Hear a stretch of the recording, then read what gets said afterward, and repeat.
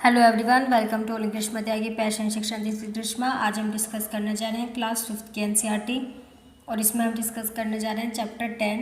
और इससे पहले हम क्लास 3 को और क्लास 4 को कम्प्लीटली डिस्कस कर चुके हैं और चैप्टर 9 तक हम डिस्कस कर चुके हैं क्लास 5 के भी। इन सभी वीडियोज़ का लिंक आपको डिस्क्रिप्शन में मिल जाएगा प्लेलिस्ट में।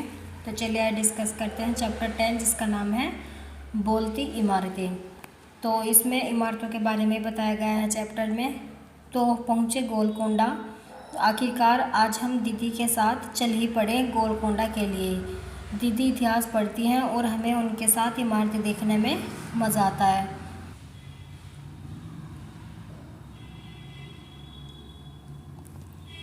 तो फर्स्ट पॉइंट आता है इसमें, दीदी कहती है यह बुर्ज है, देखो बुर्ज दीवार से ज़्यादा ऊंचे होते हैं और इस किले की बाहरी दीवार में 87 बुर्ज हैं, मोटी दीवारें, लंबा चौड़ा गेट है और इतने सारे बुर्ज। सुरक्षा के कितने कड़े इंतज़ाम थे। ठीक है, तो इसमें गोलकोंडा के किले के बारे में बताया गया है। और बुर्ज क्या होते हैं, ये जो गोल वाला एरिया होता है यही क्या हमारे क्या क्या कहलाते हैं, बुर्ज कहलाते हैं। ठीक है, नेक्स्ट पॉइंट देखते हैं इसमें।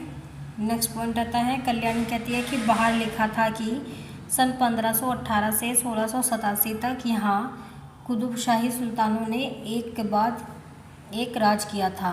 ठीक है, तो 1518 से लेकर 1687 तक कौन से बार सुल्तानों ने राज किया था, कुतुबशाही सुल्तानों ने राज किया था।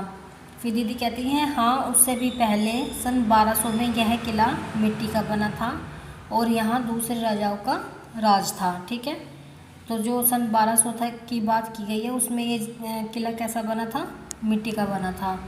अब नेक्स्ट पॉइंट देखते हैं इसमें। नेक्स्ट पॉइंट आता है शिक्षक संकेत कि बच्चों का ध्यान इस बात पर आकर्षित करें कि ऊंची गोल आकार की दीवार से चारों तरफ दूर दूर तक देखा जा सकता है। कि जो बच्चों को इस बारे में बताना चाहिए और उनसे डिस्कस भी करना चाहिए कि जो ये ऊंची गोल दीवार है इससे चारों तरफ देखा जा सकता है और दूर दूर तक भी देखा जा सकता है। ठीक है, नेक्स्ट पॉइंट देखते हैं इसमें। वहाँ उस ज़माने की इंजीनियरिंग, सोचो आज भी इंजीनियर जब मकान बनाते हैं तो कई जगह बरसातों में सीलन आ जाती है। यहाँ तो छत पर पानी के फव्वारे चलते थे, तब भी ये इमारतें कितनी समझ से बनाई गई थी। सोचो कि 500 साल पहले लोग कैसे रहते थे। कि दिमाग में कई सारे सवाल आते हैं, जैसे पानी इतनी ऊंचाई पर कैसे चढ़ता था और तुम अनुमान लगाओ। तो इसमें उस टाइम की जो कारीगरी है या जो उस टाइम के किले वगैरह हैं उनकी तारीफ़ की गई और बच्चे इस बारे में भी डिस्कस कर रहे हैं कि उस टाइम पे किस तरह से एक व्यक्ति काम करते थे और इतनी ऊंचाई पर किस तरह से छतों पर पानी ले जाया जाता था और किस तरह से वहाँ के लोग उस टाइम पर काम करते थे। ये सिर्फ सोचने के लिए कहा गया है। नेक्स्ट पॉइंट देखते हैं इसमें। नेक्स्ट पॉइंट है कहाँ है पूर्व पश्चिम। तुम जिस जगह पर हो वहाँ पर सूरज किस तरफ से उगता है और किस तरफ डूबता है। पता करो कि तुम जहाँ खड़े हो वहाँ से पूर्व दिशा में क्या क्या है, तुम्हारे पश्चिम में क्या क्या है। अब पता करो कि तुम्हारे उत्तर और दक्षिण में क्या क्या है। तो इसमें बस दिशाओं के बारे में बताया गया है कि दिशाएं 4 तरह की होती हैं। ठीक है, पूर्व, पश्चिम, उत्तर और दक्षिण। नेक्स्ट पॉइंट देखते हैं इसमें। नेक्स्ट पॉइंट आता है, नेक्स्ट पॉइंट है कि नक्शे में 1 सेंटीमीटर ज़मीन पर 110 मीटर की दूरी दिखाता है। तो जो नीचे ये नक्शा दिखाया गया है हमें इसमें पिक्चर में, तो इसमें जो है 1 सेंटीमीटर किसके इक्वल बताया गया है, इसमें 1 सेंटीमीटर बताया गया है 110 मीटर के। ठीक है, नेक्स्ट पॉइंट देखते हैं इसमें। नेक्स्ट पॉइंट है शिक्षक संकेत कि बच्चों को दिशाएं पहचानने में बहुत समय लगता है। वे उत्तर और दक्षिण दिशा को पहचानने में भी अधिकतर गलती कर देते हैं। हम बड़े भी कई बार सोचते हैं कि उत्तर ऊपर का होता है, कई बार कागज़ पर भी हम उत्तर ऊपर की ओर ही दिखाते हैं। दी गई गतिविधि से यह अपेक्षा नहीं की जाती है कि बच्चे पहली बार में अपनी समझ बना लेंगे और प्रश्न क और ख का उत्तर बच्चे सामने, पीछे, दाएं बाएं में दे सकते हैं। दिशाओं की अवधारणा को उनके निजी अनुभवों से जोड़ना ज़रूरी है। बच्चों को दिशाओं के बारे में समझने में समय लगता है। वो उत्तर दिशा को दक्षिण बता देते हैं या उत्तर और दक्षिण को पहचानने में भी वो मिस्टेक कर देते हैं। ठीक है, नेक्स्ट पॉइंट देखते हैं। इसमें नेक्स्ट पॉइंट आता है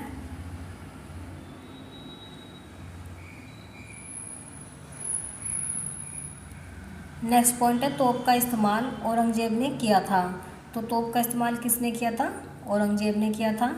जानते हो औरंगजेब बादशाह की पूरी फौज बंदूकों और तोपों के साथ यहाँ हमला करने आई थी, पर वह किले में घुस नहीं पाई। उसकी पूरी सेना 8 महीनों तक बाहर ही बैठी रही थी। ठीक है, नेक्स्ट पॉइंट देखते हैं। इसमें नेक्स्ट पॉइंट आता है नेक्स्ट पॉइंट है जब टेलीफोन नहीं था। दीदी हमसे राजा के महल में एक जगह खड़े रहने के लिए कहकर खुद फतेह दरवाजे पर चली गई। कुछ देर बाद दीदी की आवाज़ आई, होशियार, मैं सुल्तान अबुल हसन हूँ। मुझे गाना बजाना और कुचिपुड़ी नृत्य बहुत पसंद है। हमें बहुत हंसी आई, लेकिन हम हैरान भी थे कि दीदी की आवाज़ इतनी दूर तक पहुँची कैसे। बाद में उन्होंने बताया कि फतेह दरवाजे पर खड़े होकर कुछ भी बोले तो राजा के महल में यहाँ सुनाई देता है। ठीक है, नेक्स्ट पॉइंट है इसमें शिक्षक संकेत कि तांबे और पीतल के बर्तनों के चित्र बूंद बूंद दरिया दरिया पाठ में भी दिए गए हैं। बच्चों को प्रोत्साहित करें कि वे रंगों से अलग अलग धातुओं को पहचान पाए, कि टीचर को अलग अलग धातुओं से बनने वाले बर्तनों के बारे में बताना चाहिए और उनके कलर से भी उन्हें डिफ्रेंशिएट करना चाहिए। ठीक है, नेक्स्ट पॉइंट देखते हैं। इसमें नेक्स्ट पॉइंट आता है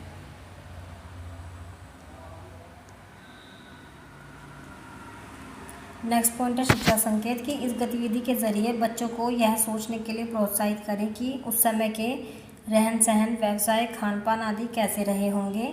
इन विचारों को वे अपने अलग अलग तरीक़ों से व्यक्त कर सकते हैं, जैसे अभिनय करके, चित्र बनाकर, कहानी बनाकर या किसी और तरीके से। टीचर से कहा गया है कि बच्चों से इस बारे में सोचने के लिए प्रोत्साहित करें कि उस समय कैसा रहन सहन था, क्या व्यवसाय होते थे, क्या खान पान हुआ करता था। इन सभी विचारों के बारे में बच्चों से डिस्कस करना चाहिए, या तो अभिनय करके या चित्र बनाकर या कोई कहानी बनाकर या किसी और अन्य तरीके से बच्चों से इस बारे में डिस्कस कर सकते हैं, उनके विचार इस बारे में जान सकते हैं। ठीक है, नेक्स्ट पॉइंट देखते हैं। इसमें नेक्स्ट पॉइंट आता है म्यूज़ियम पहुँचे। गोलकोंडा देखकर वापसी में ये बच्चे हैदराबाद के म्यूज़ियम संग्रहालय में भी गए। तो म्यूज़ियम में पुरानी चीज़ें रखी होती हैं। इस म्यूज़ियम में गोलकोंडा किले के आसपास खुदाई के दौरान मिली चीज़ें भी थी, जैसे बर्तन, औजार, जेवर और हथियार वगैरह। ठीक है, तो फिर इसके बाद बच्चे गोलकोंडा देखने के बाद में बच्चे कहाँ गए हैं? म्यूज़ियम में। और म्यूज़ियम किस लिए होता है? जिसमें कि पुरानी चीज़ों का संग्रहण किया जाता है।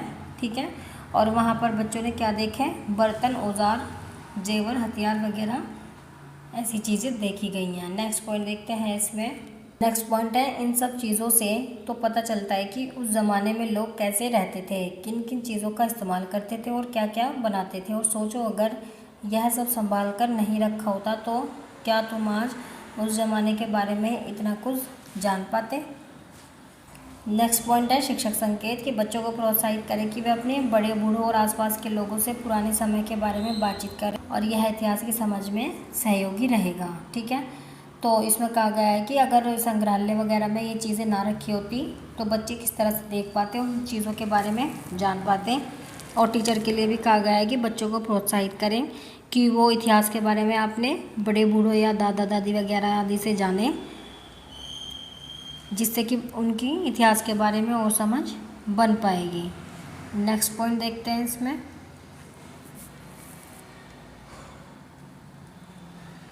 नेक्स्ट पॉइंट है शिक्षक संकेत कि बच्चों से इतिहास के स्रोतों के बारे में पता करें, जैसे कि नक्शे, चित्र, खुदाई से निकली चीज़ें, किताबें, हिसाब के दस्तावेज़ आदि। ठीक है, कि बच्चों से इन सोर्सेज के बारे में बात करनी चाहिए कि किस तरह से इतिहास की जो चीज़ें थी, नक्शे, चित्र, खुदाई या कुछ भी ऐसी चीज़ें जो इतिहास के दस्तावेज़ हों, इन सभी चीज़ों के बारे में बच्चों से डिस्कस करना चाहिए। तो ये चैप्टर हमारा यहाँ फिनिश हो गया है और ये इसमें पिक्चर में भी दिखाया गया है।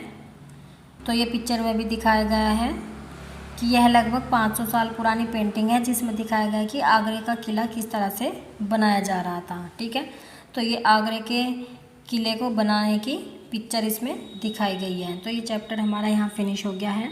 आई होप आपके लिए वीडियो हेल्पफुल रही होगी। अगर आपको वीडियो हेल्पफुल लगी है तो वीडियो को लाइक करें, शेयर करें, कमेंट करें और चैनल को सब्सक्राइब करें ऐसी इन्फॉर्मेटिव वीडियो पाने के लिए।